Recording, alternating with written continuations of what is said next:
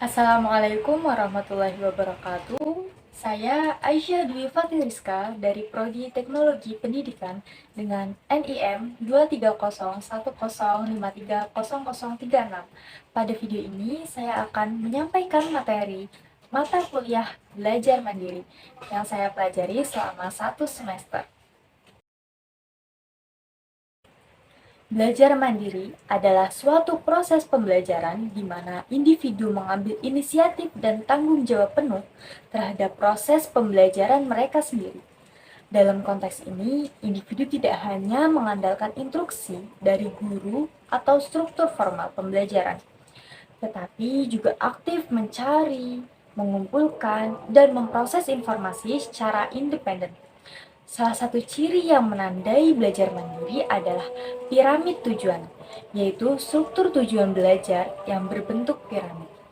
Besar dan bentuk piramid sangat bervariasi di antara para pembelajar. Semakin kuat motivasi belajar, semakin tinggi kemampuan belajar. Semakin tersedia sumber belajar, akan semakin besar piramid tujuan belajarnya. Jadi, semakin tinggi kualitas kegiatan belajar, akan semakin banyak kompetensi yang diperoleh oleh peserta didik. Pedagogi merupakan prinsip dan praktik pengajaran pada anak. Seorang pendidik menjadi sumber utama bagi seorang peserta didik. Peserta didik selalu dituntun dan diarahkan seorang pendidik untuk melakukan sesuatu tanpa ada kesadaran dalam dirinya. Pembelajaran berfokus pada materi dan harus memenuhi kurikulum tertentu. Motivasi pembelajaran pada peserta didik bersifat ekstrinsik, seperti dari pendidik dan dari orang tuanya. Maka, dalam pembelajaran ini, seorang peserta didik belum mampu untuk menguasai bagaimana cara belajar dengan mandiri, karena belum adanya kesadaran dalam diri sendiri. Apabila pedagogi disebut sebagai pengajaran pada tingkat anak sekolah, maka andragogi adalah tingkat di atasnya. Andragogi merupakan proses pembelajaran pada orang dewasa. Fungsi guru dalam andragogi hanya sebagai fasilitator saja. Hubungan antara keduanya menjadi lebih fokus pada komunikasi yang beragam. Dalam pendekatan andragogi, peserta didik sudah memiliki tingkat kesadaran tersendiri untuk belajar secara mandiri. Nah, selanjutnya terdapat pendekatan hutagogi. Pendekatan hutagogi menekankan pembelajaran yang ditentukan oleh peserta didik itu sendiri. Mereka memiliki tanggung jawab penuh dalam menciptakan pembelajaran aktif dan proaktif bagi dirinya sendiri.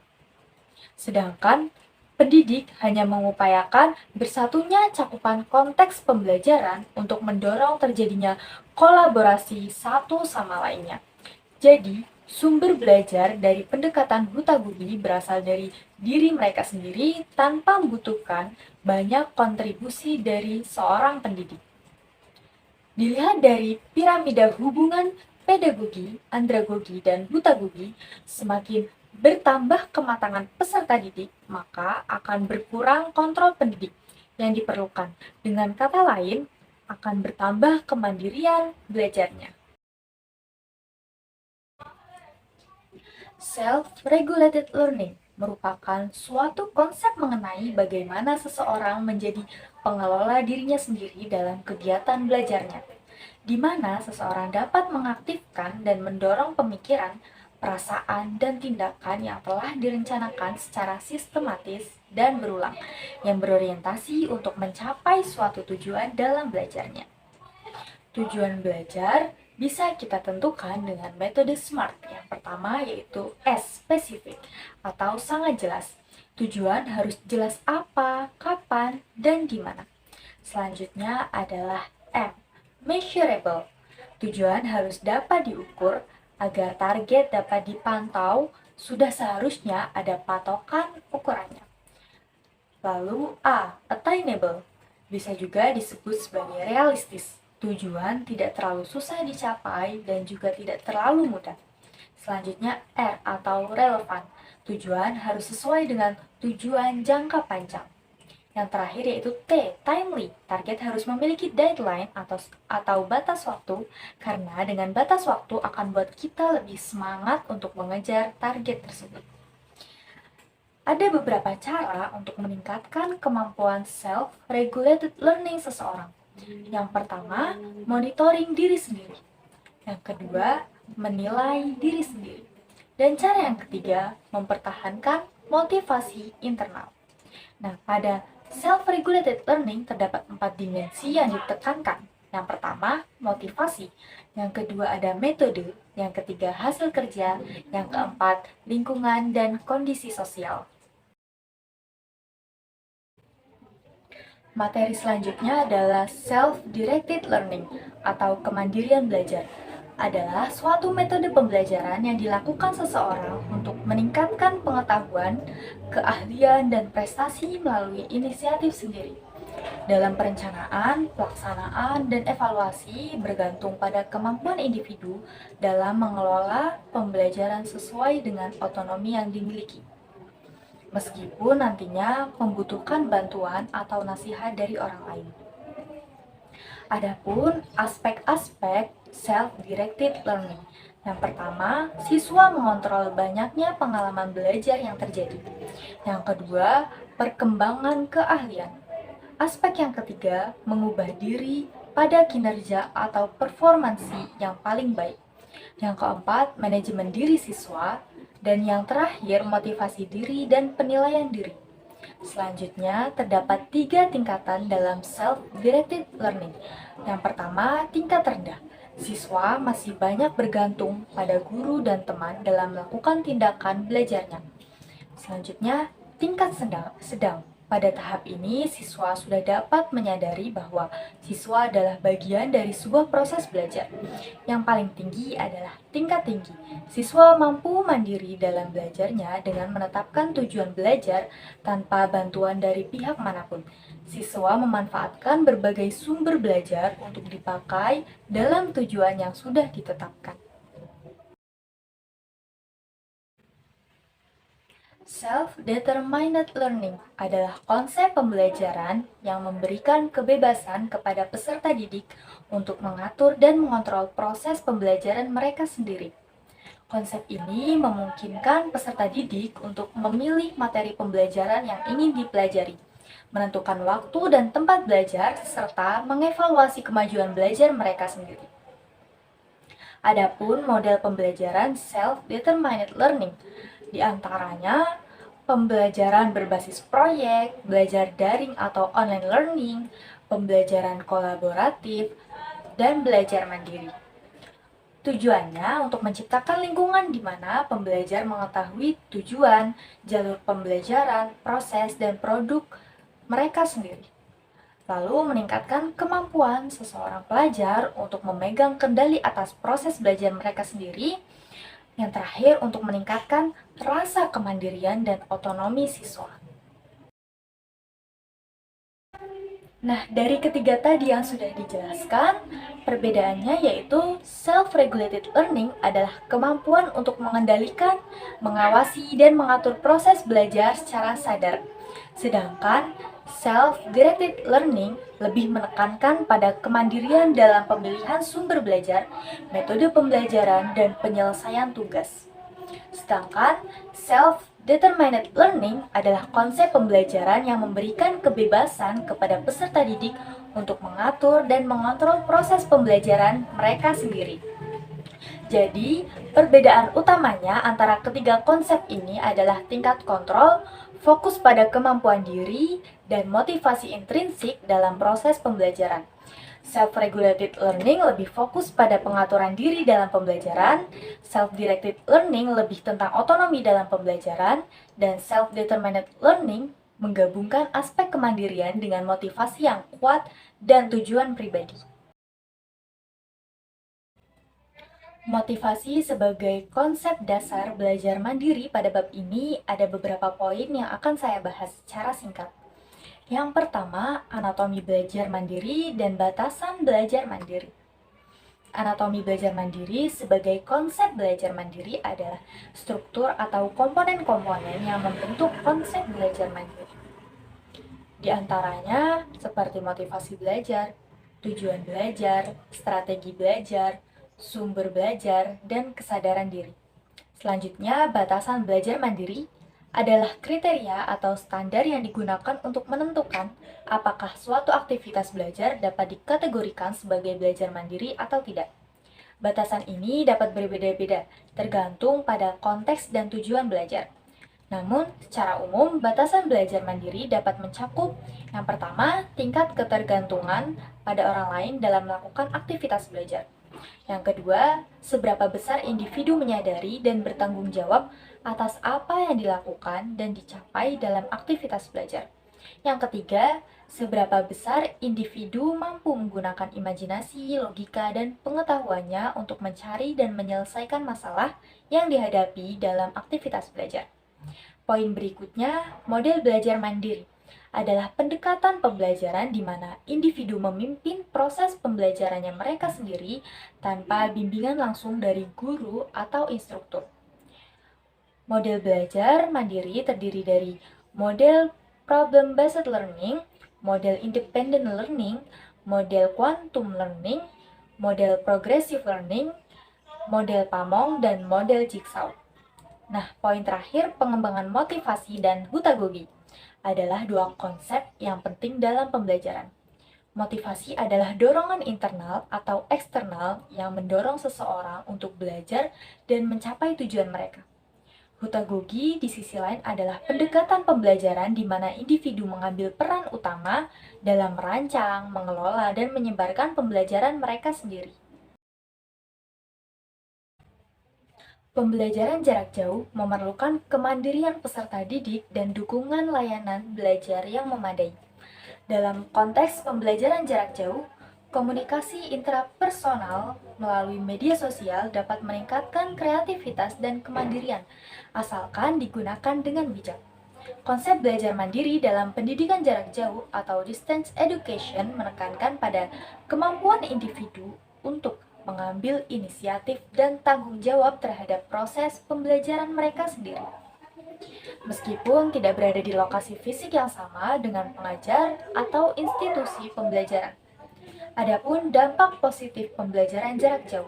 Yang pertama, melalui pembelajaran secara online ini, para mahasiswa secara tidak langsung akan menjadi aktif dan mandiri ketika pembelajaran online berlangsung. Yang kedua, mencari referensi untuk tugas menjadi lebih mudah. Adapun dampak negatif pembelajaran jarak jauh. Yang pertama, membuat kecanduan dan ketergantungan. Dampak negatif lainnya menjadi malas untuk belajar. Pengembangan kurikulum belajar mandiri adalah suatu pendekatan pendidikan yang memberikan siswa kontrol yang lebih besar atas proses pembelajaran mereka. Prinsip-prinsip yang mendasarinya menjadi kunci dalam menciptakan pengalaman pembelajaran yang efektif di berbagai level pendidikan. Level yang pertama, level self-regulated learning dalam pedagogi. Pada level ini, prinsip-prinsip pengembangan kurikulum belajar mandiri memungkinkan pendidik di tingkat pendidikan dasar dan menengah untuk membantu siswa mengembangkan keterampilan belajar mandiri. Prinsip-prinsip ini mencakup metakognisi, pembelajaran berbasis proyek, dan memberikan otonomi siswa dalam pemilihan materi belajar. Level selanjutnya, level self-regulated learning dalam andragogi. Prinsip-prinsip pengembangan kurikulum belajar mandiri ditujukan untuk pendidikan orang dewasa. Di sini, pendidik berperan sebagai fasilitator pembelajaran yang mendukung orang dewasa dalam mengambil kendali atas pembelajaran mereka.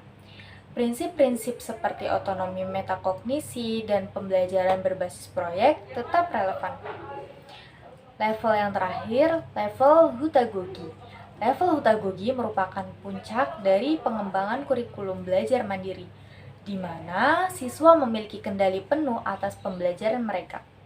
Mereka mengambil keputusan mengenai materi belajar, metode pembelajaran, dan penilaian diri. Kurikulum pada level hutagogi harus sangat fleksibel dan adaptif. Hal ini mencerminkan filosofi pembelajaran yang paling independen. Prinsip-prinsip pengembangan kurikulum belajar mandiri menciptakan landasan penting untuk meningkatkan kualitas pendidikan dan menghasilkan pembelajaran lebih mandiri. sadar, dan efektif di berbagai tingkatan pendidikan. Dengan memahami dan menerapkan prinsip-prinsip ini, pendidik dapat membantu siswa mencapai tingkat kecerdasan diri yang lebih tinggi dan menjadi pembelajar sepanjang hayat yang siap menghadapi tantangan di masa depan. Dukungan teknologi bagi pembelajaran mandiri, terutama melalui konsep Web 2.0 dan 3.0, memberikan dukungan yang sangat berharga bagi pembelajaran mandiri. Dalam konteks ini, alat-alat sosial media dan proyek kolaboratif dalam bentuk pameran, proyek relasi sosial, berbagi informasi dalam permainan virtual, dan dunia virtual sosial memiliki peran krusial dalam memperkaya pengalaman pembelajaran mandiri. Mereka memfasilitasi interaksi, pembelajaran, dan pertukaran informasi yang lebih efektif di era digital ini.